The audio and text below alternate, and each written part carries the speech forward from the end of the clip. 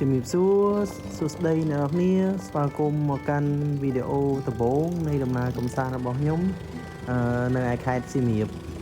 តាំងពីទៅបងប្អូនប្រហែលជាបានមកលេងនៅខេត្តសៀមរាបច្រើនដងហើយត្រូវអត់ហើយក៏ស្គាល់កន្លែងកម្សាន្តជាច្រើនដែរត្រូវអត់ថ្ងៃហ្នឹងខ្ញុំចង់មកបង្ហាញនៅតំបន់មួយហើយវារៀងឆ្ងាយដែរតែវាអាចថ្មីសម្រាប់ខ្ញុំហើយក៏ថ្មីសម្រាប់បងប្អូនដែលអត់ទាន់ស្គាល់ឬក៏ធ្លាប់បានឮហើយអត់ទាន់បានទៅដល់អីអញ្ចឹងទៅវាពិតជាប្លែកភ្នែកមែនតើហើយការពិតទៅគម្រោងរបស់ខ្ញុំផងទៅលេងនៅកំពង់ធ្លុកតែអត់បានទៅហើយបើមានឱកាសលើកក្រោយនឹងទៅនឹងម្ដងបន្តមកទៀតពួកយើងក៏សម្រេចចិត្តមកលេងខាងជនីសហគមន៍ចុងធ្នាតវិញហើយនៅតំបន់នេះស្អាតមែនតើអ្នកនាងខេត្តប្រាសាទគឺសម្បូរទៅដោយទឹកហើយយើងជិះទូកទៅលេងទៅមើលតំបន់គេក៏ដូចជាការរស់នៅរបស់អ្នកភូមិខាងនោះជាប្លែកមែនតើគាត់តែខ្ញុំជិះទៅដល់កណ្ដាលទន្លេនៅនេះគឺកាន់តែត្រជាក់ហើយប្រេះមែនតើត្រជាក់សឹបហ្មងហើយមកដល់ហ្នឹងខ្ញុំបានឃើញការប្រគំរបររបស់ពួកគាត់អ្នកខ្លះក៏បើកហាងមួយនៅហ្នឹងទៅហើយបងប្អូនខ្លះទៀតក៏លក់ដូរតាមទូកអញ្ចឹងទៅហើយពូខាងទូកហ្នឹងក៏បាននាំខ្ញុំជិះកាត់សាលាមួយដែរអ្នកនាងសាលាហ្នឹងគឺខ្ញុំបានសួរគាត់ដែរបើក្មេងៗគាត់បានធ្វើដំណើរមិនទៅគាត់ថាគាត់ជិះទូកមករៀនអញ្ចឹងទៅតែបើខែប្រាំងគឺគាត់អាចជិះកង់ឬក៏ដើរមករៀននៅកន្លែងហ្នឹងបានអញ្ចឹងណាដូចខ្ញុំបាននិយាយខាងដើមហ្នឹងគឺខែភាសាគឺវាមានទឹកអញ្ចឹងហើយខែប្រាំងគឺអត់អីទេបងប្អូនអ្នកដំណើរអីគឺគាត់អាចជិះឡានចូលទៅលេងបានធម្មតាអញ្ចឹងណាអញ្ចឹងគឺ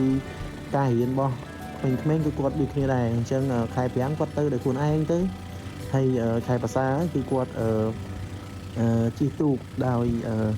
អាភិបាលក៏ជាបងតាមម៉ាក់របស់គាត់ហ្នឹងគឺ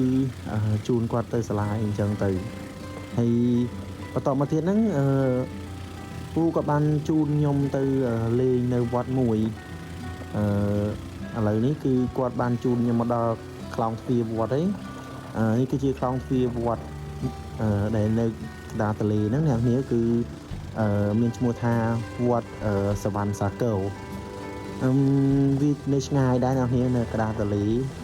ពូក៏បានព្យាយាមអត់បាននាំទៅហើយខ្ញុំក៏បានទៅដល់នឹងទៅនឹងដែរអ្នកនាងខ្ញុំមកទៅដល់វត្តហើយឃើញថាប្លែកសម្រាប់ខ្ញុំដែរហើយមកដល់វត្តសាគរហ្នឹងគឺស្ងាត់មែនតើអ្នកនាងគឺអត់ឃើញមានបងប្អូនមកទេប្រហែលជាជួនកាលអាចនឹងខ្ញុំមកចំពេល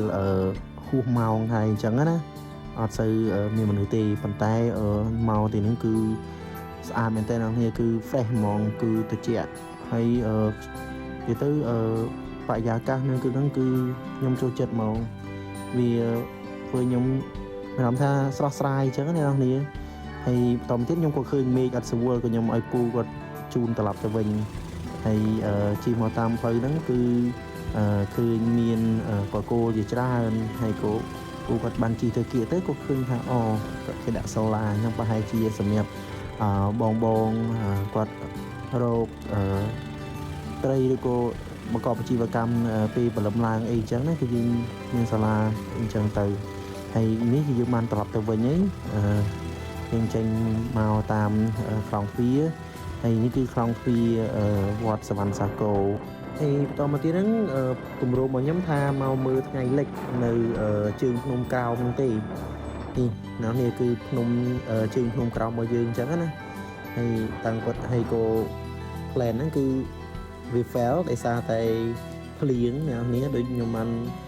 ឲ្យពូគាត់បញ្ញាប់ត្រឡប់មកវិញអញ្ចឹងគឺភ្លៀង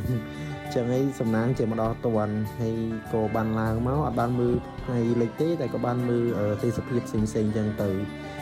ស្អាតមែនតើណានេះហើយមានឱកាសលើកក្រោយនឹងមកមើលថ្ងៃលិចអញ្ចឹងណាស្អាតណាស់នេះអញ្ចឹងចុងក្រោយមានតែប៉ុណ្្នឹងទេហើយអរគុណសម្រាប់ការស្ដាប់ក៏ជា